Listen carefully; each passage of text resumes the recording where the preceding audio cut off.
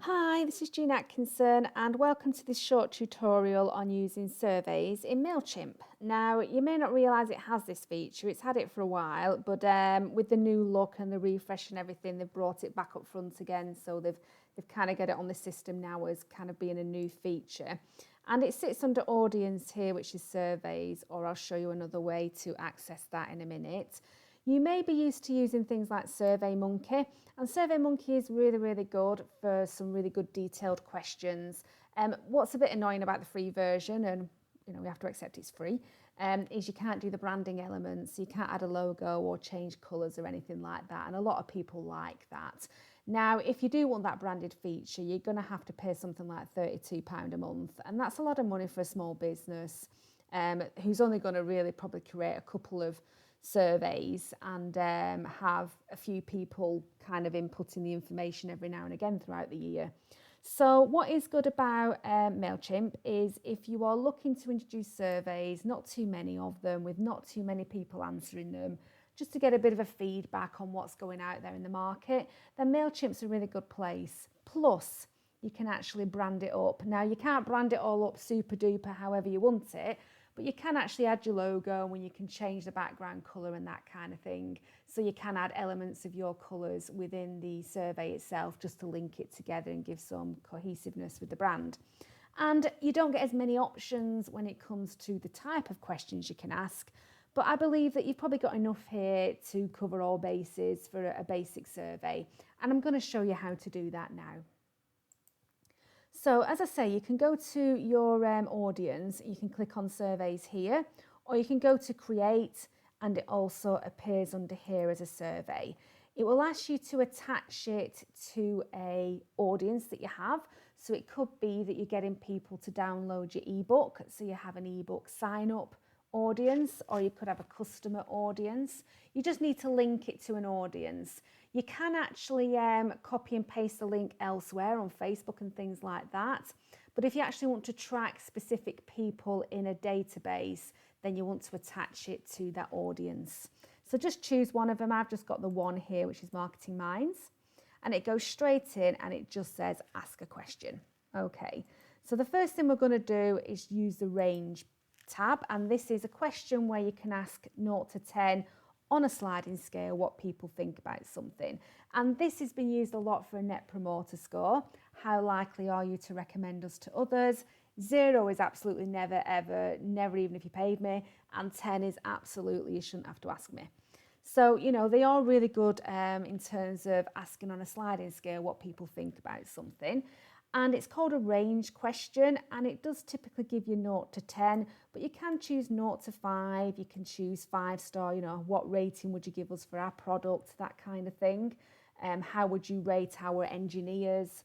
So you can change depending on what kind of question you want to ask, how easy was our website to use, you can use emojis. And you can make it either required or not. So if they don't have to fill this in, leave it. And if you want them to fill it in, it has to be a required field. So I'm just going to do this one now.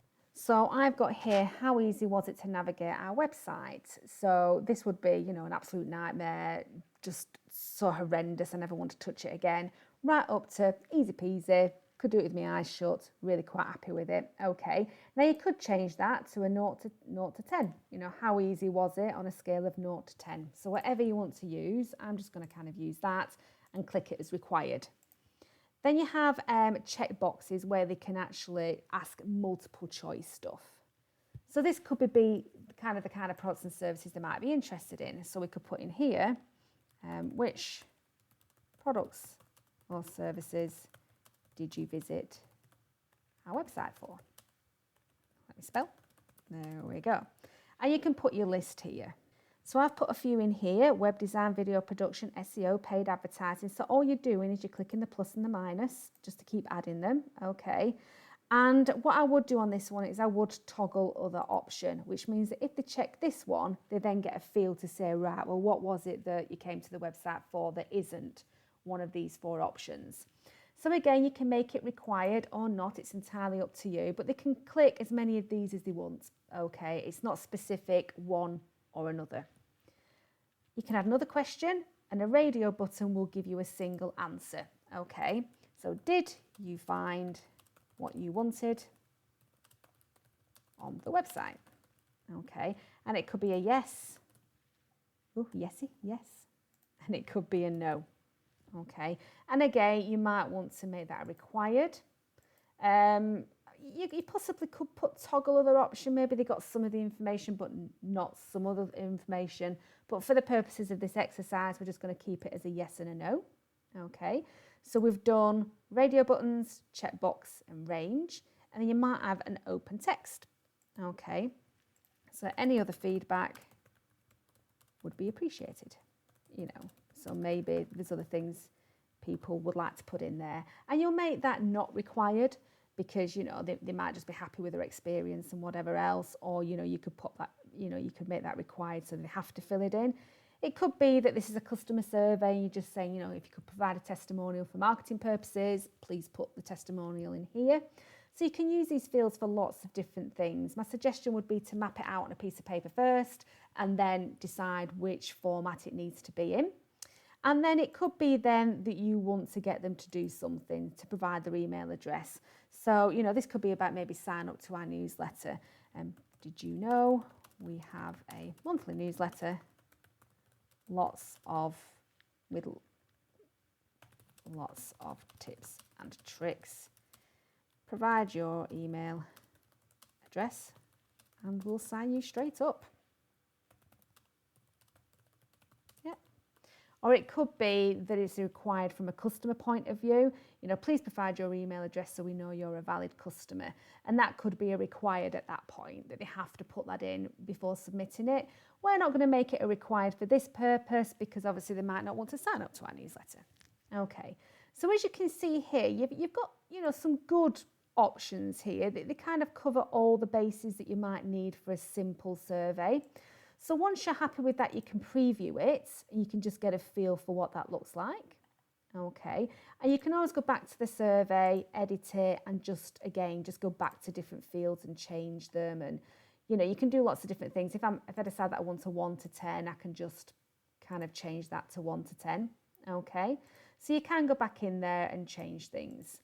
So once you're happy with that, you then go to design. Now, like I say, you can brand things up a little bit in this, but it's more than you can do in the free version of SurveyMonkey. So do consider Mailchimp if you're thinking of doing some simple surveys. So from a branding perspective, you can add a 300 by 150 image. Okay, so it could be, you know, that you just want your logo in there and you can pop it in and that's what it looks like. It's a bit frustrating. It'd be nice to have a nice banner, and I'll just show you what happens if you put a banner in. It still only makes it that size. So it's a shame really that in Mailchimp it doesn't come all the way around here, which would be quite nice. It's a bit gutting, to be honest, because that would just be the icing on top of the cake. So let's just replace that with a logo. Okay, and you can also then go into styles and you can change the background color, and, you know, you can put your own hex or your own RGB in there and stuff. So we're just going to go for a dark one for the purposes of this. And you can change the button colour, which is this button at the bottom here, if you really felt the need to. We're just going to put orange. Okay, and you can change the text colour of the button as well. You can't change the size of it or anything like that. What you can do is change the messaging. So you can add an intro. Okay, thank you for downloading. So thank you for downloading the ebook. We would appreciate a minute of your time to complete our feedback form. So we can pop that in there. Okay, you can put whatever message you want in there. You can change your submit button to something else. Okay, and then you can get a confirmation notice put up here. So at the moment it's thank you, we appreciate your feedback, but you could also put other stuff in here. So what I would suggest you do with this is say your thank you, but then give a bit of a call to action. You know, it could be that you want to send them to the website for extra information. It could be that you want them to sign up to a newsletter. It could be that you want them to talk to their account manager, you know, things like that would just get them thinking about what else to do. Okay. And, you know, this message will show to any visitor once your survey's been unpublished. So if you close your survey down, so say you're actually only running it for 30 days, then when that actually closes down, they will get a message here saying, you know, sorry, the survey has now ended. Okay, so it could be something like that. All right.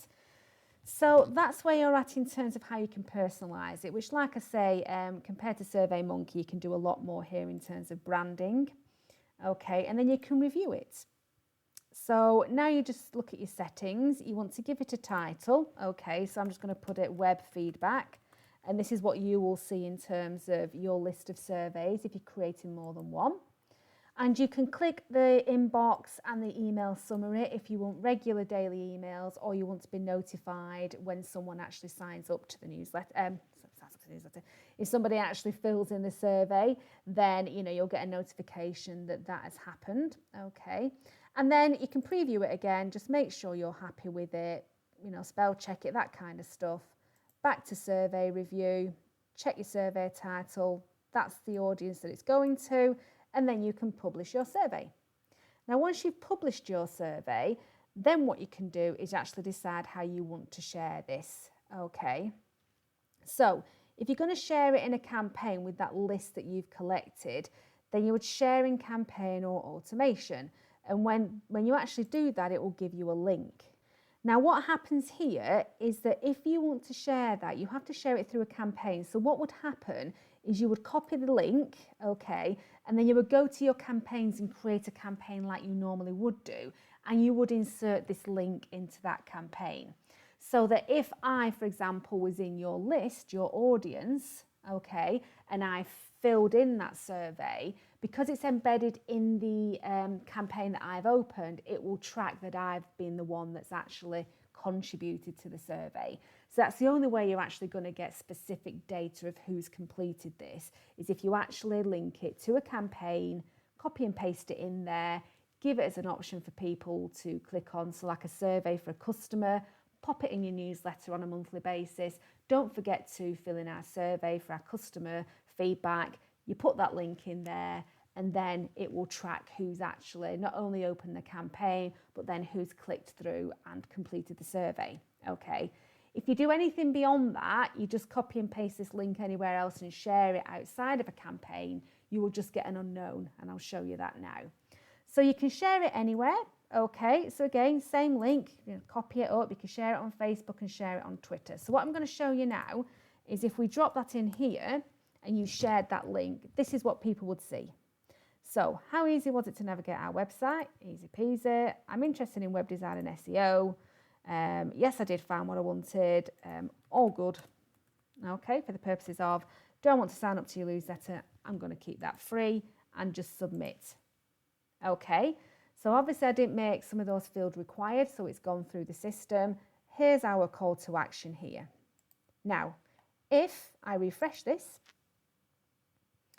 it should now tell me that one person has responded, which was obviously me, so I can view the report. Now you'll see here on the right-hand side it says unknown contact. That's because this hasn't been embedded into a campaign. So they've got feedback, but they don't know where that feedback has come from. So it doesn't give you any intelligent information.